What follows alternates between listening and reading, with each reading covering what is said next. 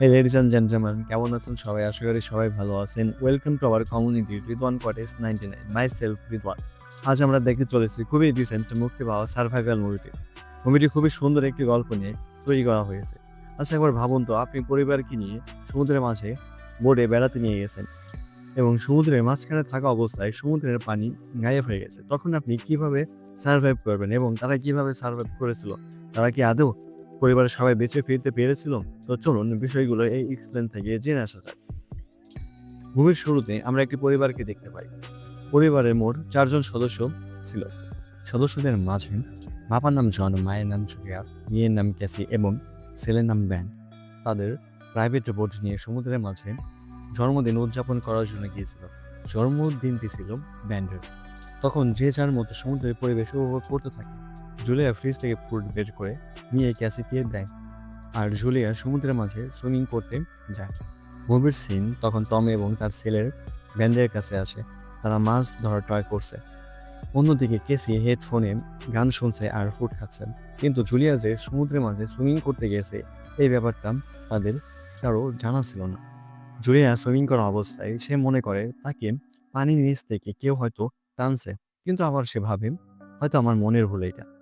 মুভির সিন বোর্ডে আসলে টম এবং তার ছেলে তখনও ছিপ দিয়ে মাছ ধরা ট্রাই করতেছিল, আর কেসি তখনও ফুড খাচ্ছিল এবং গান শুনতেছিল। তখন সিন আবার জুলিয়ার কাছে আসে এবং জুলিয়া লক্ষ্য করে এবার আরো অনেক দ্রুততার সঙ্গে পানির নিচে নিয়ে যাওয়ার চেষ্টা করছে।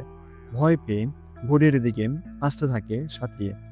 ব্যান্ড এবং টম তখন মাছ ধরতেছিল এবং তাদের ছিপে একটি মাছ ধরাও দেয়।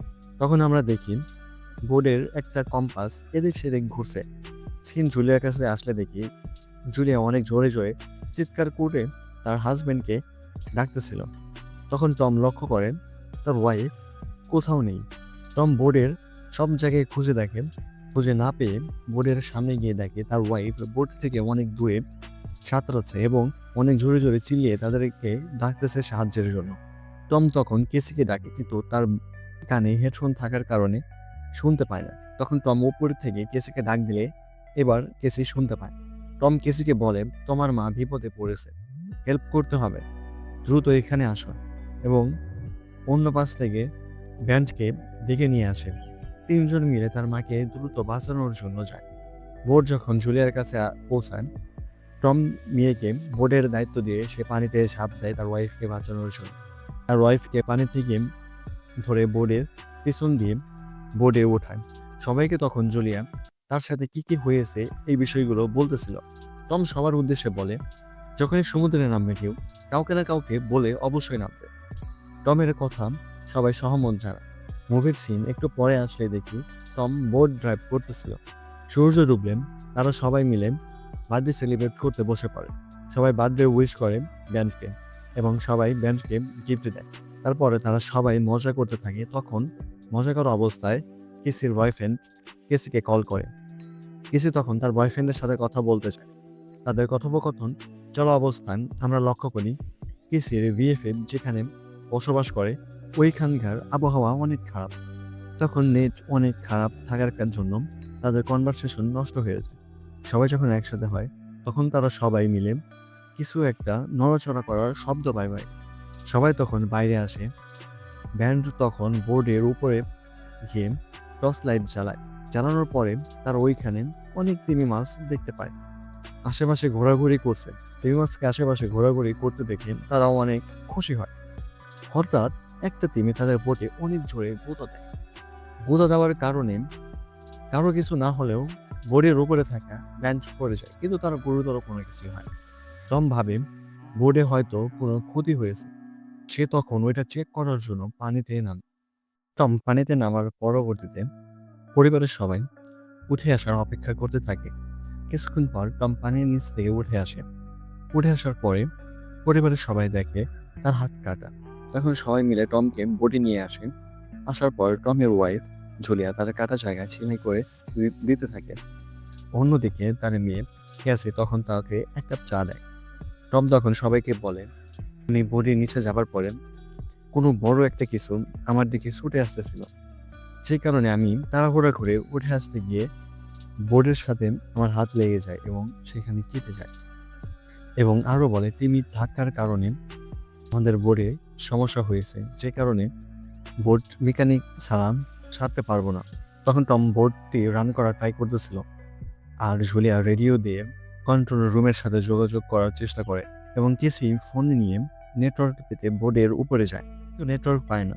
নেট না পাওয়ার কারণে কেসি তার বাবা মায়ের সাথে মিট করে আবার আসার পরে দেখে তার বাবা মা এখনও চেষ্টা করে যাচ্ছে কারোর সাথে যোগাযোগ করার জন্য। এইগুলো দেখে কেসি কেবিনে চলে যায়, গিয়ে ঘুমানোর চেষ্টা করে। হঠাৎ সবাই আকাশ থেকে কিছু একটা পড়ার শব্দ পায় এবং এই বিষয়টি দেখার জন্য সবাই বাইরে এসে দেখে আকাশ থেকে কিছু আগুনের গোলা সমুদ্রের দিকে আসে। তারা সবাই এই বিষয়টার দিকে অনেক অবাক হয়ে যায়। তারপর আর একটা আগুনের গোলা তাদের দিকে আসতে থাকে। বিষয়টা দেখার পর টম অনেক কষ্ট করে বোটে রান করে একটু সামনে গিয়ে বোটটি আবার স্টপ হয়ে যায়।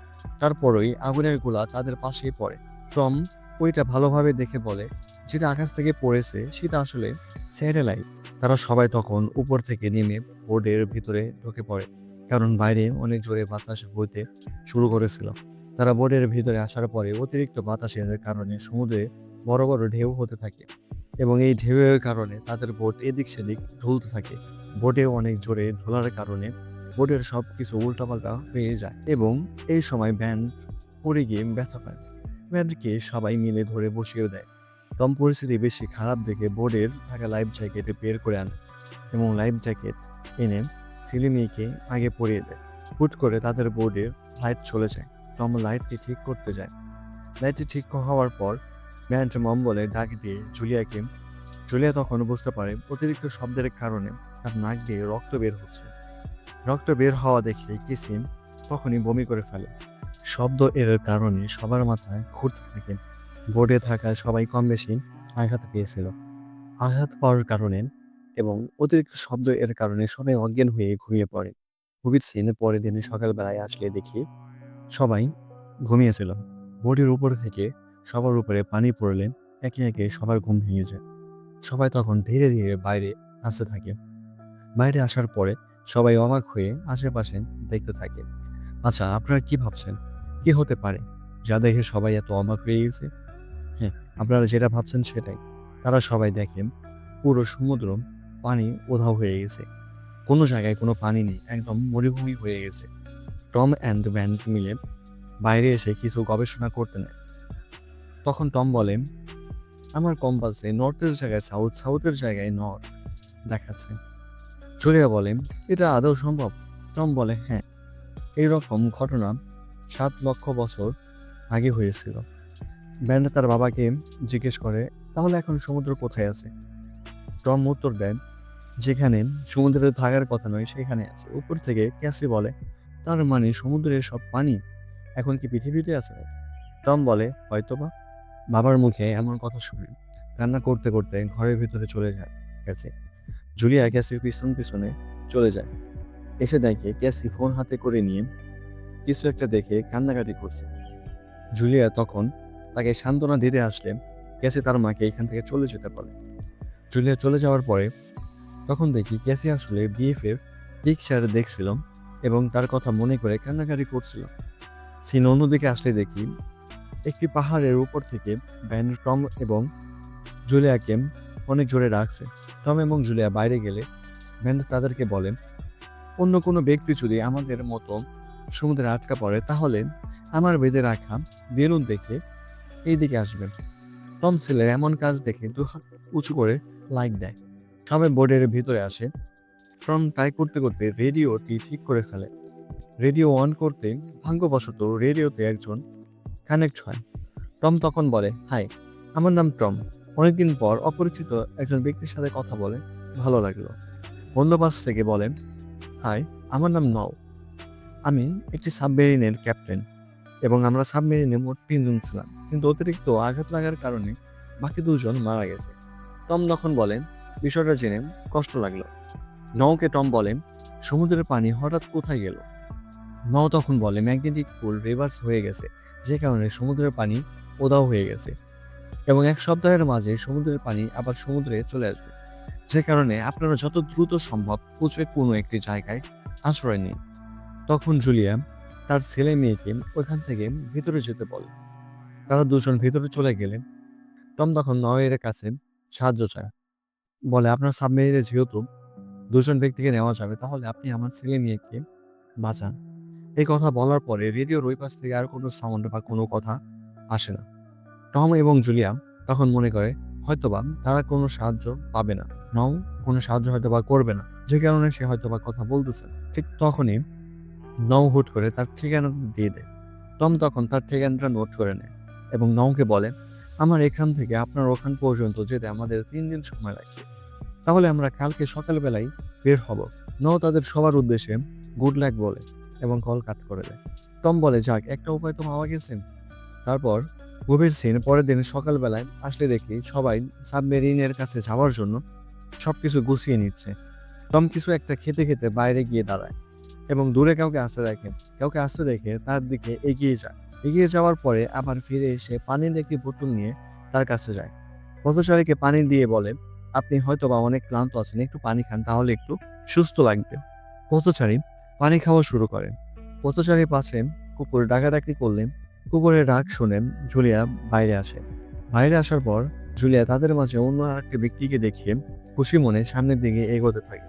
তো তখনই হঠাৎ টমের দেওয়া পানির বোতল দিয়ে পথচারী টমকে আঘাত করে। টম মাটিতে পড়ে গেলে পথচারী পা দিয়ে অনেক জোরে লাথি দেয়। এতে টম একটু আহত হলে তারপরে পথচারীর কাছে থাকা ধারালো একটি অস্ত্র দিয়ে টমের পেটে আঘাত করে এবং টমের গলা ওই অস্ত্র দিয়েই কেটে দেয়। পথচারী তখন জুলিয়াকে মারতে যায়। জুলিয়া লোকানোর জন্য বোর্ডের দিকে ছুটতে থাকে। পথচারী তার হাতে থাকা অস্ত্র দিয়ে জুলিয়ার দিকে ছুঁড়ে মারা অস্ত্রটি জুলিয়ার হাতে এসে লাগে, যার ফলে জুলিয়ার হাত কেটে যায়। জুলিয়া খুব কষ্ট করে বোর্ডে উঠতে সক্ষম হয়। তখন তার মেয়ে কেসিকে ডাক দেয়। কেসি তখনও গান শুনছিল। জুলিয়া তখন অনেক জোরে বোর্ডে শব্দ করলে মায়ের আর্তনাদ শুনেন, দৌড়ে মায়ের কাছে আসে। ভ্যানডম মায়ের ডাক শুনেন, মায়ের কাছে আসে। জুলিয়া খুব দ্রুততার সঙ্গে ছেলে মেয়েকে একটি বক্সে ঢুকিয়ে ফেলে। জুলিয়া তাদের কাছে একটি ফায়ার গানও দিয়ে দেয়। তারপর বক্সটি আটকিয়ে দেয়। জুলিয়া একটি ধারালো অস্ত্র নিয়ে বা চাকু নিয়ে নিচে নেমে ওয়াশরুমে লুকায়। তারপর দরজা ভেঙে পথচারীর ভিতরে ঢুকে পড়ে। কাউকে ভিতরে দেখতে না পেয়ে ওয়াশরুমের দিকে আসতে থাকে। ওয়াশরুমের দরজা খুলে দেখতে পায় ওয়াশরুমে কেউ নেই। তাহলে জুলিয়া কোথায় গেল বা কোথায় লোকালো? তখন দেখি বোর্ডে অনেক ক্ষতি হওয়ার কারণে ওয়াশরুমের একটু ছিদ্র হয়ে গেছে এবং ওই ছিদ্র দিয়েই জুলিয়া বাইরে এসেছে। জুলিয়া বাইরে আসার পর পথচারী কুকুরটি জুলিয়াকে আক্রমণ করে। তখন জুলিয়ার কাছে থাকা চাকু দিয়ে কুকুরটিকে আঘাত করলে কুকুরটি সেখানেই মারা যায়। কুকুরের ডাক শুনে পথচারী বাইরে আসে, দেখে তার কুকুরকে মেরে ফেলেছে কেউ। পথচারীর রাগ তখন আরো বেড়ে যায়। জুলিয়া সামনে দিয়ে বোর্ডের ভিতরে যায়। বোর্ডের ভিতরে যাওয়া মাত্রই পথচারী তার উপরে হামলা করে দেয়। পথচারী যখন জুলিয়াকে মেরেই ফেলছিল, তখনই বক্স থেকে কিসি বের হয়ে পথচারীকে ডিরেক্ট ফায়ার গান দিয়ে শুট করে দেয়। সে ওখানে আহত হয় কিন্তু মরে না। ফায়ার গান দিয়ে গুলি করার কারণে বোর্ডে আগুনও ধরে যায়। জুলিয়া তখন ভিতরে গিয়ে গুছিয়ে রাখা ব্যাগ, ন্যাপ এবং ছেলে মেয়েকে সেখান থেকে নিয়ে টমের কাছে আসে। সবাই টমকে জড়িয়ে ধরে তখন কান্নাকাটি করতেছিল। হঠাৎ জুলিয়া লক্ষ্য করে বোটে ব্লাস্ট হয়ে গেছে, কিন্তু পথচারী মরে নাই এবং পথচারী তাদের দিকে আসে। তখন জুলিয়া তার ছেলে মেয়েকে সেখান থেকে নিয়ে দৌড়াতে থাকে। দৌড়ানোর এক পর্যায়ে তারা একটি পাহাড়ে উঠে পড়ে। পাহাড়ে ওঠার পর জুলিয়া ম্যাপ বের করে ম্যাপ দেখেন। কেসি ব্যাগ থেকে পানি বের করে পানি খেতে থাকে। ভ্যান্ট মন খারাপ করে এক পাশে দাঁড়িয়ে থাকে। ভ্যান্ট মনে করে তার লাগানো বেলুন অনুসরণ করে পথচারী তাদের কাছে এসেছে এবং তার বাবাকে মেরে ফেলেছে। তার মা তখন তাকে বোঝায় যে তোমার কারণে এরকম কোনো কিছু হয় না, তুমি নিজেকে কেন দায়ী মনে করতেছো। ভ্যানকে আরো অনেক কিছু বলে বোঝায়। ভ্যানকে বোঝানোর পরবর্তীতে জুলিয়া তখন সবাইকে নিয়ে আবার দৌড়াতে শুরু করে। অনেকটুকু দৌড়ানোর পর তারা অনেক ক্লান্ত হয়ে পড়ে, বিশেষ করে ভ্যান। তারা তিনজন তখন একটি উঁচু জায়গায় দাঁড়ায়। জুলিয়া দেখে ব্যান্ড অনেক ক্লান্ত। ব্যান্ডের ঠোঁট এবং গলা শুকিয়ে গেছে, যে কারণে ব্যান্ডে বেশি অসুস্থ হয়ে পড়েছে। জুলিয়া তখন চারিদিকে দূরবীন দিয়ে ভালোভাবে চেক করে নেয় পথচারী আসছে কিনা। সে ওইরকম কোনো কিছু দেখতে না পেলে তখন তার ব্যাগ থেকে পানির বোতল বের করে ব্যান্ডকে দেয়। পানি বের করার পরে দেখেন বোতলে অনেক কম পানি ছিল। কিছু তখন বলে, আমি হয়তোবা বোতলের মুখটা ভালোভাবে লাগাতে পারিনি, যে কারণে পানি কমে গেছে। জুলিয়া তখন কেসিকে অনেক বকা দেয়, বলে এখনো অনেক পথ, এত পথ চলবো কিভাবে যদি পানি না থাকে? তুমি এত বড় মিস্টেক কিভাবে করতে পারলে কেসি? কেসি বলে, এত রাগারাগি করছো কেন? আমরা তো এমনিতে বাঁচবো না। আমাদের পিছনে সেই সাইকো মানে পথচারী এখনো লেগে আছে। আমাদের সবাইকে মেরে ফেলবে। এইগুলো বলে চুপ হয়ে যায়। জুলিয়া আর কোনো কিছু না বলে ছেলেকে নিয়ে হাঁটতে শুরু করে। জুলিয়াকে হাঁটতে দেখে কেসিও তখন হাঁটতে শুরু করে। তারা সবাই কিছুটা দূরে পরিত্যক্ত একটি প্লেন দেখতে পায়। সবাই ওই পরিত্যক্ত প্লেনের কাছে যায় এবং প্লেন চারপাশ ভালোভাবে দেখে প্লেনের ভিতরে প্রবেশ করে। প্লেনের ভিতরে প্রবেশ করার পরই অনেকগুলো পাখি উড়ে যায়। সবাই হঠাৎ এত পাখি উড়ে যাওয়া দেখে একটু ভয় পায়। তারপর তারা সবাই প্লেনটার ভিতরে গিয়ে ভালোভাবে সবকিছু দেখার পরে যে যার মতো বসে পড়ে। জুলিয়া তাদের দুজনকে চকলেট খেতে দেয়। চকলেট শেষ হলে সবাই বিশ্রাম নেওয়া শুরু করে এবং তারা সবাই রাত সেখানে কাটানোর সিদ্ধান্ত নেয়। ধীরে ধীরে অন্ধকার হয়ে যায়। মাঝে রাতেই কিছু হালকা হওয়ার জন্য বাইরে আসে। কিছুক্ষণ পর তার দিকে সেই পথচারী আক্রমণ করতে আসে। জুলিয়া তখনই পথচারীর পিছন থেকে ছুরি দিয়ে আঘাত করে পথচারীকে মেরে ফেলে। তারপর জুলিয়া তার মনের ক্ষোভ মেটানোর জন্য একের পর এক ছুরি দিয়ে আঘাত করতেই থাকে। ওকে মহির পরের দিন সকালবেলায় আসলে দেখি তারা তিনজন রেডি হয়ে প্লেন থেকে একদম বের হয়ে গেছে। কালকে মেরে রাখা পথচারী লাশের দিকে যায়। গিয়ে তারা লাশ দেখে তারা অনেক অবাক হয়ে যায়, কারণ লাশ এর অবস্থা অনেক খারাপ ছিল। কোন এক শ্রেণীর পানি হয়তো তাকে এইভাবে খেয়েছে। সবাই তখন লাশটিকে ওইখানে রেখে সাবমেরিনের দিকে হাঁটা শুরু করে। অনেক সময় হাঁটার পর জুলিয়া দেখে কিছু প্রাণী তাদের দিকে ছুটে আসে। তাড়াতাড়ি ওইখান থেকে পালায়। কিছুক্ষণ পালিয়ে আসার পর তারা পরিত্যক্ত একটি জাহাজ দেখতে পায় এবং ওইখানে অনেকগুলো কন্টেনার দেখতে পায় তারা। তো জাহাজের কাছে এসে জুলিয়া একটি কন্টেনারের উপরে তার ছেলে মেয়েকে উঠিয়ে দেয় এবং জুলিয়া যখন উঠতে যায় তখন তার পায়ে সামুদ্রিক প্রাণীরা অনেকটুকু কেটে দেয়। অনেক কষ্টের পর জুলিয়া কন্টেনারের উপরে উঠতে সক্ষম হয়। কিছুক্ষণ পর সামুদ্রিক প্রাণীরা চলে গেলে তিনজন একটা কন্টেনারের ভেতরে যায়।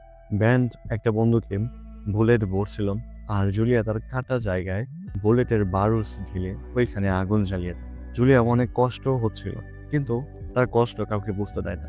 একটি কন্টেনারের ভিতরে অনেক পানি ছিল। তারা তিনজন মন ভরে সে পানি আগে খায় ওইখানে। তারপর তারা আরেকটা কন্টেনার থেকে বন্দুক এবং জুলিয়া একটি রেডিও পায়। রেডিওটি নওয়ের রেডিওতে কানেক্ট করে জুলিয়া বলে, হ্যালো, আমি জুলিয়া, টমির ওয়াইফ। নও তখন বলে, আপনারা কত দূর আর আমার কাছে পৌঁছাতে আপনাদের কত সময় লাগবে? জুলিয়া বলেন, আমরা অনেকটুকু পথ অতিক্রম করে চলে এসেছি, হয়তো আর কিছুক্ষণ সময় আপনার কাছে পৌঁছাতে লাগবে, আর আমরা এখন রাস্তা চিনতে পারছি না। নও বলেন, ওকে সমস্যা নেই, আপনারা আকাশের দিকে তাকান। এটা বলেন নও ফায়ার গান দিয়ে আকাশের দিকে ফায়ার করে। ভাগ্যবশত এটা আবার তারা দেখতে পায়। তারা ওইটা দেখতে পেয়ে খুশি হয়ে সেই ফায়ার করা জায়গার দিকে এগোতে থাকে। তারা পাহাড়ের মাঝখান দিয়ে যাচ্ছিল। হঠাৎ কিছু পাথর তাদের সামনে এসে পড়লে তারা আলাদা হয়ে যায়। ভ্যান্ট এবং কেসে এক জায়গায় এবং জুলিয়া এক জায়গায়। তারা তিনজন আলাদা হয়ে যায়। সো আলাদা হয়ে যাওয়ার পরে কেসি বলে, মা, আমরা তোমাকে ছাড়া এখান থেকে যাব না। জুলিয়া বলে, তোমাদেরকে যেতেই হবে। তোমার বাবা শেষ ইচ্ছা ছিল তোমাদের দুজনকে এখান থেকে সুরক্ষিতভাবে নিয়ে যাওয়া। তারা বাবার কথা শুনে সেইখান থেকে দৌড়াতে সাবমেরিনের কাছে যায়। আর জুলিয়া তখনও সেইখানেই থেকে যায়, কারণ সেই সাবমেরিনে মাত্র তিনজন যাওয়া যাবে, তিনজনের বেশি যাওয়া যাবে না, এটা নও বলেছিল। যেহেতু নও, ব্যান্ড এবং কেসি মিলে তিনজন হয়ে যাবে, এই জন্য জুলিয়া তাদের সাথে যাওয়ার চেষ্টা করে না। আমরা দেখি ব্যান্ড ও কেসি সাবমেরিনের কাছে পৌঁছে গেছে। নও ক্যাসিকে জানায়, আমি হয়তো এখনই মারা যাব। এই কথা শোনার পরেই ক্যাসি তার মাকে সেখান থেকে নিয়ে আসতে যায়। ক্যাসি তার মাকে সেখান থেকে নিয়ে সাবমেরিনের দিকে আসতে থাকে। তাদেরকে ফলো করে সামুদ্রিক প্রাণীগুলো আসতে থাকে। ক্যামেরা নওয়ের দিকে ঘোরালে দেখি নও অলরেডি মারা গেছে। তারা তিনজন খুব দ্রুততার সঙ্গে সাবমেরিনের ভিতরে যায়, গিয়ে সবকিছু ঠিকঠাকভাবে লাগিয়ে দেয় এবং তখনই সমুদ্রের পানিও চলে আসে। পানি এসে অনেক জোরে সাবমেরিনকে ধাক্কা দেয়, যার ফলে সাবমেরিনের ভিতরে থাকা তিনজনের অনেক আঘাত লাগে। আঘাত লাগার কারণে তারা ওইখানে অজ্ঞান হয়ে ঘুমিয়ে পড়ে এবং ঘুম ভাঙলে তারা পরের দিন শহরের মধ্যে নিজেকে আবিষ্কার করে। তো মুভিটি আপনাদের কেমন লাগলো এবং পরবর্তীতে কোন মুভি আপনারা এক্সপ্লেন দেখতে চান, আপনারা কমেন্টে বিষয়গুলো জানিয়ে যেতে পারেন। অ্যান্ড আমাদের সাথে থাকার জন্য আমাদের চ্যানেলটি সাবস্ক্রাইব করে রাখতে পারেন। As you wish. টাটা।